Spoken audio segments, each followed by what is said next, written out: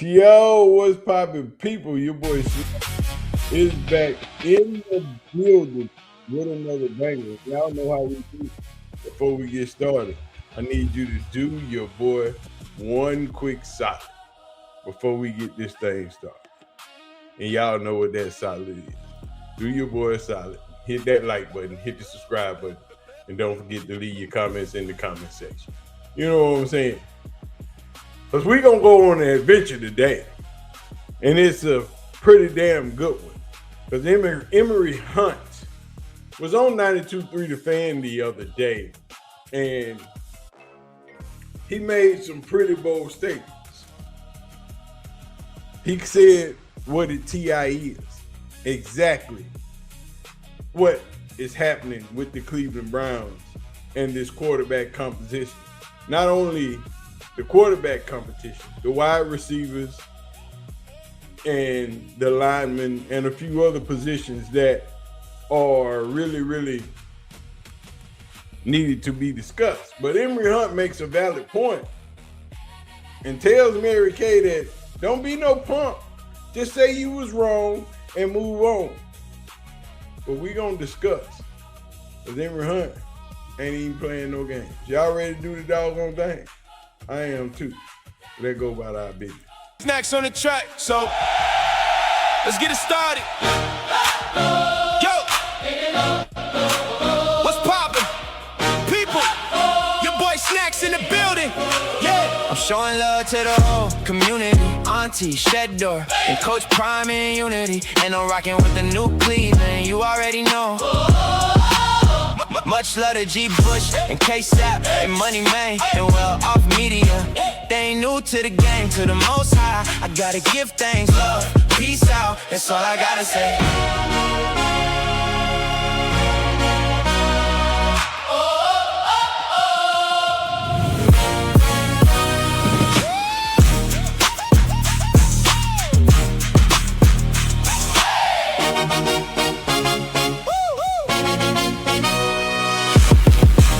All we know is things are not how they should be.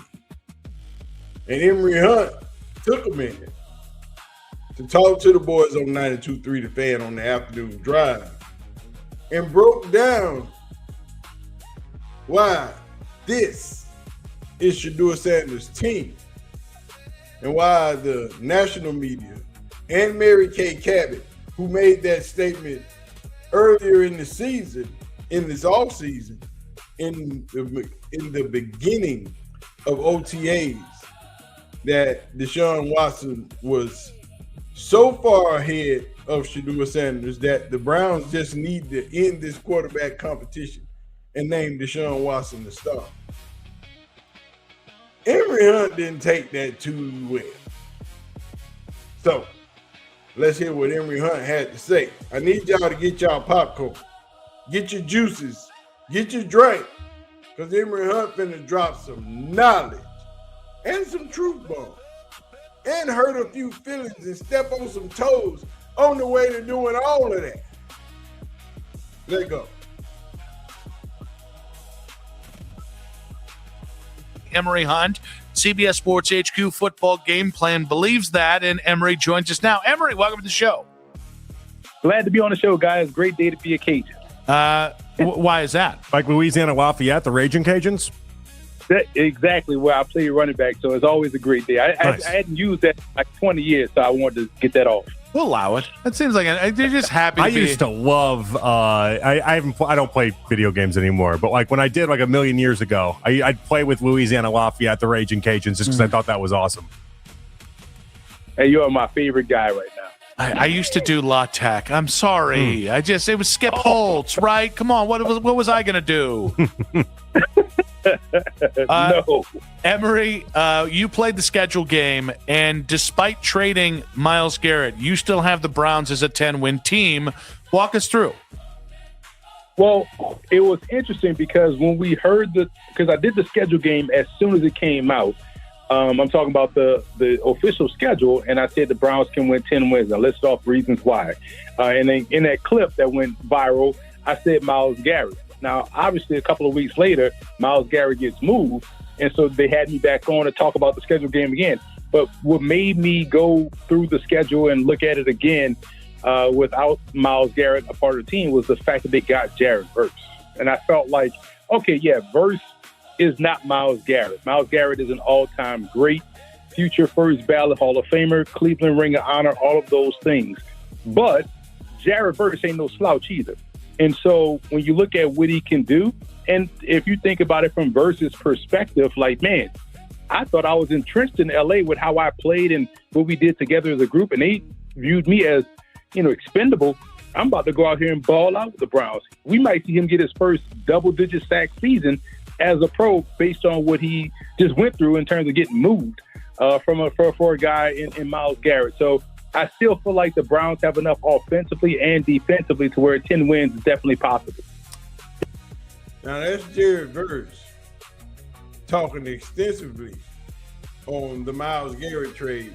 And while he still says that the Cleveland Browns can still win 10 games even without Myles Garrett on the roster, which is not at all impossible if the team plays as a unit and not as individuals and everybody steps up and does their part.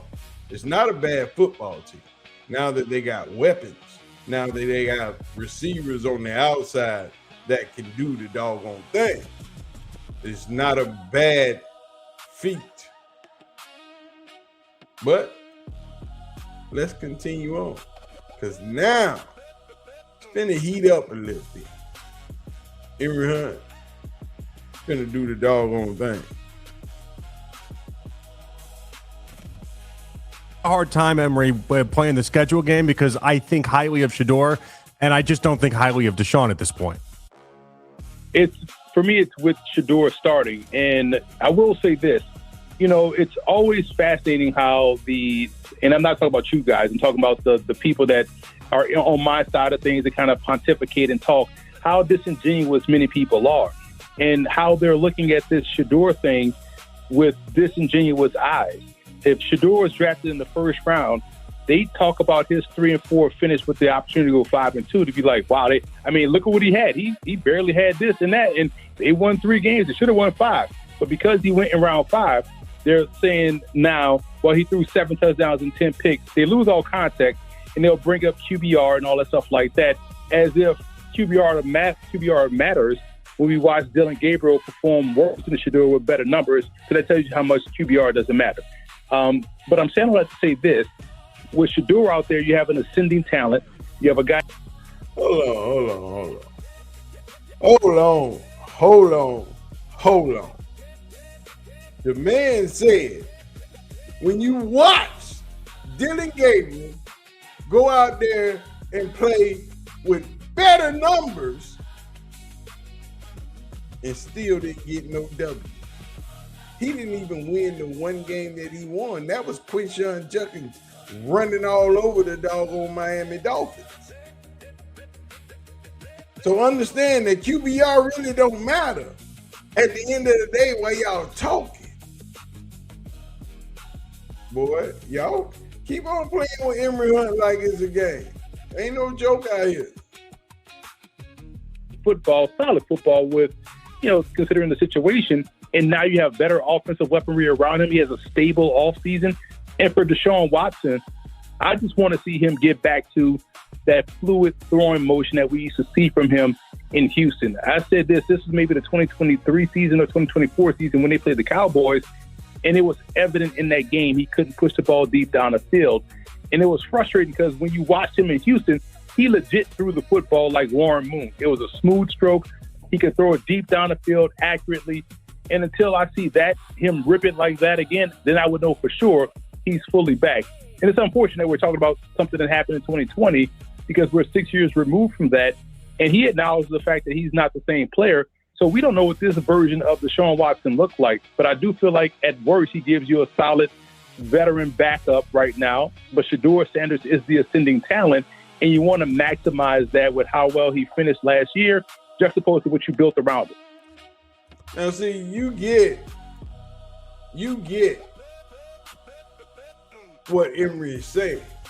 Because now he's bringing you straight facts. He's giving you Deshaun and Shedeur back to back. He didn't call Deshaun no slouch.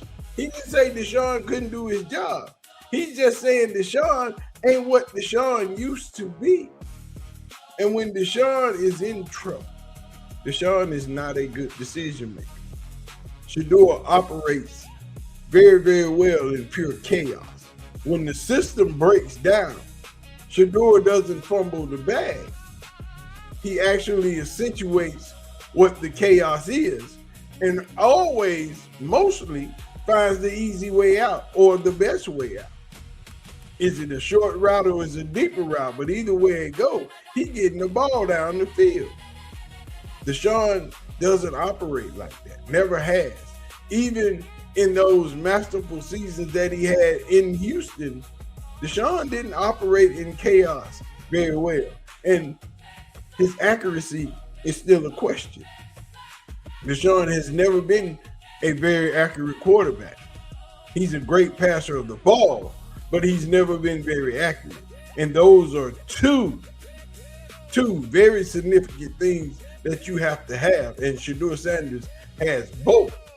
But Emory Hunt gets a little bit deeper. He hits him a little bit harder. He ain't even playing fair at this point. Because now we're finna talk about what Mary Kay had to say. And he got something to say about it. Let go. If we let's take the quarterback out of it. Let's say we plug in league average quarterback play. So whatever you think the 16th to 17th best quarterback in the NFL can give you, let's say we get that out of the quarterback spot and you get some good performances around him. What do you like? How much of an upgrade do you think this offense can be over what was statistically one of the 3 worst offenses in the NFL in most major categories last offseason? That's why I said 10 wins. And, if you think about league average quarterback play, and I'm glad you brought that up because I've been a proponent of big tackle propaganda and telling people that it's really about guards in the guard play, I've been hell-bent on letting people know, like, no one player is that good. Stop putting all the onus on a quarterback when all you got to do as a QB is play your 111. Just be 16th best or average football, and you can get to the Super Bowl. And so the reason why I still say 10 wins because they do look good on offense and defense. The problem, or I would say concern I have about the Browns is the depth defensively within the front 7. I know they've drafted Justin Jefferson, who is speedy. I love his range, but more so on the defensive line. Can they get consistent play from their second wave of defenders? I think they did a good job offensively adding depth along the offensive line. Guys are, performing well based off what we've seen them do in shorts in terms of how they look athletically and how they're moving around. Obviously, we talk about skill players, but in order to go from a 10-win team to a team that could go from, worst to first, like the Patriots did last year, they really have to tighten up their depth within the defensive line and also, adding maybe 1 or 2 more pieces on offense that really strengthens that stranglehold on the 2 deep. And there is a complete breakdown of what you need. You don't have to be the most dynamic quarterback to win the game. You just got to play your one part of the rest of the 11. It ain't extra to be that great of a quarterback. You just need to be middle of the road. And everybody else needs to do their job, and you can find yourself in a Super Bowl. You need good guard play, good tackle play, good running backs, good receivers. It has to be a complete team effort. Of course, every player is not going to shine. There will be a few players that stand out doing each and every game. But for the most part, it has to be a team effort to win. The Seahawks won not because of great quarterback play. They won because they had good defense and good offense. The defense was stifling to everybody. You had a quarterback that was thrown away the last 2 years. Nobody wanted him. They called his career over with. They said he was trash. Goes to Seattle and wins the Super Bowl. So you don't need dynamic quarterback play. You just need very rigid and healthy quarterback play to win a football game. Now let's step on Mary Kay face for a minute. For years, and you're kind of lockstep with me in where we stand there. But were you surprised at the narrative early on, and at least especially during the installs, that it felt like Deshaun was just the lead guy in all of this? And now obviously in the past couple days, past couple weeks, it's kind of moved towards being a closer race, where some are even arguing Shedeur is caught up to Deshaun, some are arguing he's even past him. But the early impression of this all, were you surprised it initially was so heavily in Deshaun's favor? I was surprised at the lack of, layered questions. Because somebody said, well, Deshaun's out in front. Okay, explain how. And he never asked that question. Because if you just ask one more question, you see their house of cards fall apart. So it goes back to my initial argument. A lot of people was being disingenuous. They didn't like Deshaun Watson, but they don't like Shedeursanders more. They love the idea of this mythical QB, creature in 2027, just like they did in 2026. But they saw that blow up in smoke after week 1 of the college football season. And so I never really bought into that because we know football hasn't been played yet. This is all, junior Olympic testing and conditioning going on. But now they've started to, switch, the tide and say, oh, he's catching up. They're saying he's catching up because they don't want to say, yo, I was completely wrong. Say it again.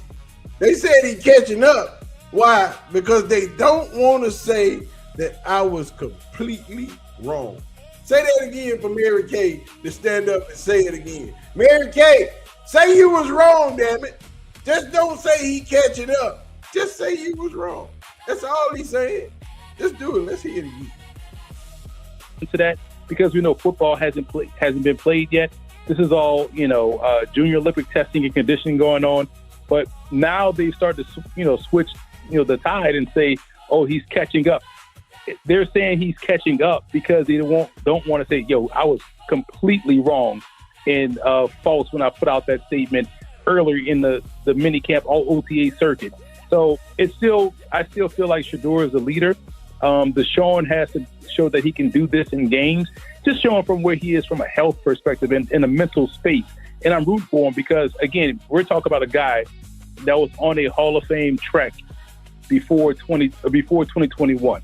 And I think that is hard for some people to forget. And it's hard for some people to realize that player may not be there anymore. It's almost like what we've seen happen from Russell Wilson. Once he left, Denver, you just kind of assume, like, okay, all right, he's going to be in a nice spot in Pittsburgh. He could finish out his career there. And we saw him play in 2 more spots, Pittsburgh and then the New York Giants, then retire. So I feel like Deshaun has to show to himself, number one, that he still has it.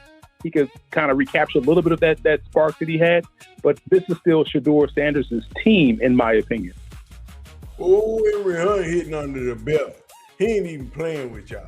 He just throwing elbows, dropping them off the top rope. He don't even care. Because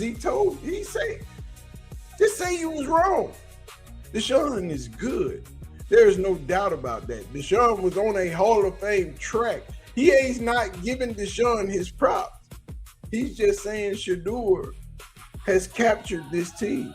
Shedeur has gotten the trust of his linemen and wide receivers. And Deshaun doesn't look like Deshaun of 2020. Deshaun does not look like Deshaun of 2019. Deshaun does not look like Deshaun used to be. Deshaun has a lot to prove, not only to himself, but to his teammates. One, that you can stay healthy. One, that you can make it through the preseason. And one, that you can play under pressure. His quarterback room hasn't been decided on who's going to be QB1 because enough hasn't been seen.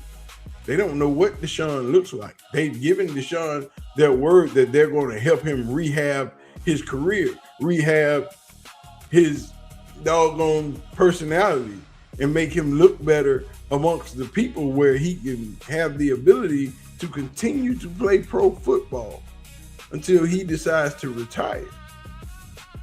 But if Deshaun Watson has not improved upon the things that he needed to before he was injured, then it's all for naught. But Emory Hunt ain't done, because now we move on to receivers and things of that nature. Give me one player that you think is the key to this offense being successful in 2026. Denzel Boston, the rookie. And it's crazy to put that type of crown on top of a rookie. But, man, we talk about some things the Browns didn't have last year. You're talking about guys that could win above the rim. You got that from Harold Fannin as a rookie. I feel like if Denzel Boston can be that bona fide X receiver, then they surrounded him with a lot of catch and run guys. Isaiah Bond, Casey Concepcion, Jerry Jeudy is one of those guys as well. And now you have a guy that can really win those 50-50 balls, but also, you know, he has shown so far in, you know, minicamp and OTAs and all of those things that he understands how to win short, how to win intermediate, how to win deep down the field.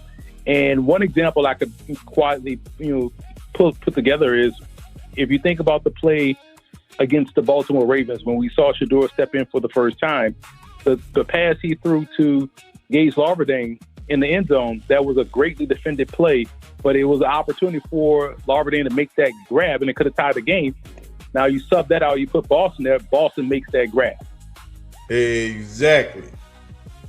And people go over that play a million times because you see Jerry Jeudy in the flat open, but Gage Larverdane was open in the end zone. He just didn't make the catch. And what Emory Hunt is saying, if that's Denzel Boston, the catch is made. And that's a damn good point. And that's the type of difference he brings to an offense, which also means defensively you got to rotate coverage toward his side, which gives Jerry Jeudy opportunity to have more one-on-one. Casey Concepcion, even Tylen Wallace has shown he could do some good things when given the opportunity. And Bond, I mean, Bond is already open right now as we speak. Like, he just gets deep for whatever reason. Like, they just can't cover him. So I just like the fact that Boston is exactly what they needed. Yeah. He describes the team to a T. He describes the players and the weapons that were added and how they can be used. We already know Shedeur and 007 have that connection with deep balls, but Denzel Boston can be that one that was truly missed last season. Harold Fannin did most of the big boy catches, you know, the catches in traffic, the run out the catch, the catches in the end zone when nobody else could get it. That was mostly Harold Fannin. But now with Denzel Boston added, gives you another dynamic. You can't double cover everybody. And when you have a quarterback that is as accurate as Shedeur is, and that you have a quarterback that can throw the ball and put the ball in places where only his receiver can get it. And if you haven't paid attention to Shedeursanders' game, then you haven't seen the way he protects receivers when throwing the ball in traffic. He throws the ball to where only they can get it, to where only they can take as minimal as a hit as possible when he sees it. He doesn't put his team in trouble when throwing the ball.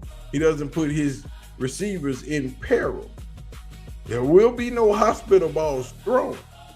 There's always that moment where any receiver can take a big hit, but Shedeur, for the most part, throws his receivers out of those areas and out of those tragic and big hit moments. He either throws the ball low into the ground or he throws it away where only his receiver can get it without getting blown up. And that's also part of being a great quarterback that we haven't seen from Deshaun. I love Denzel Boston. We're going to find out about Concepcion. I need to see what kind of bounce back season Jeudy has. What is the What is the ceiling on this wide receiver group? If it was dead last year, what do you think this one can be this year? Well, let's focus on the division. And you talk about a core within the division that they could be good and still probably end up fourth. Depending on, look at what the Bengals have, look at what the Ravens have, and what the Steelers were able to add. But I do feel like this could be, because they're young, and you could toss Harold Fan in there, and I actually am a big fan of Joe Royer too. You toss those guys in there, man. This could be one of these young, exciting groups that grow together that we saw the Rams have, when Stafford first got there, that we saw Russell Wilson have when they were drafting those young guys around him, starting with the Golden Tates and those guys, right? That was there before Russell got there, but then you saw them start to add some pieces. I feel like this could be that type. So if they have the year that I'm expecting them to have, we're going to be talking about this receiving core of the Browns being definitely top 16. And I know that the people say, well, that's league average. Well, if you think about 3 and 4 wide receiver sets and what that looks like, and you start to rank them, you realize there's a lot of good cores in the NFL, and being 16th is definitely ahead of the curve. And that's what you get when you interview somebody without an agenda. When somebody can speak clearly and concisely about every position on the field, not just the quarterback position. Emory Hunt laid it all on the line. He told you the ins and outs. He told you what is good about the Cleveland Browns and what they also need to improve on. He gave you clear points about Shedeur and why he's the better choice.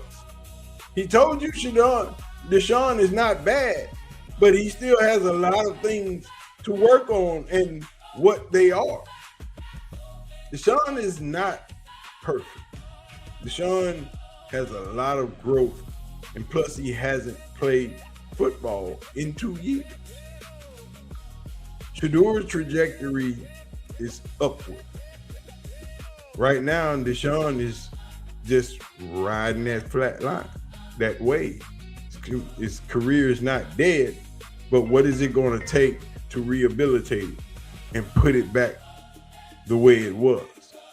You'll never get 2020 Deshaun back after 2 Achilles injuries. That's never going to happen. You'll never get that dynamic throwing power after that shoulder has been separated, ruptured, and put back together. But can you get a good quarterback out of Deshaun? We don't know. We've seen what Shedeur could be, can be, and probably will be. The question is, will he get the chance to show it? Because Jimmy and D Haslam have given Deshaun the green light that we're going to try to resurrect your career. How long is that rope? How long till we see the Sandman coming from the side of the stage with that big ass cane to snatch Deshaun off the field? Or will Shedeur stand pat in this offseason, going into training camp and into this preseason, show that he is that guy that no matter what Deshaun tries to do, you just can't outdo the kid? You tell me. You tell me. All I'm saying is, we shall see. The evidence is there. But y'all know what y'all gotta do for your boy. Make sure you do me one solid and hit that like button, hit the subscribe button, and do not forget to turn your post notification bell on. You know what I'm saying? Don't forget, we still out here, and we did not forget about our most celebrated ladies of all, the CU aunties. So if you see a CU auntie in my chat, in your chat, make sure you say what's up. Make sure you show them some love. Go follow the CU aunties on Instagram, Twitter, TikTok, Facebook, and also go to their website where they got some of the greatest merch around. I can't wear it. I bought some for my sister and my people. But I'm gonna holler at y'all. I'm gonna get out of here. As always, big ass shout out to the CU aunties. Love them ladies. But y'all know what time it is. I'm gonna holler at y'all. Peace out. Yo, what's poppin', people? We back at it again. Big snacks in the building. This talk started on the game, late nights, red eyes, up low grind, 15 summers went by.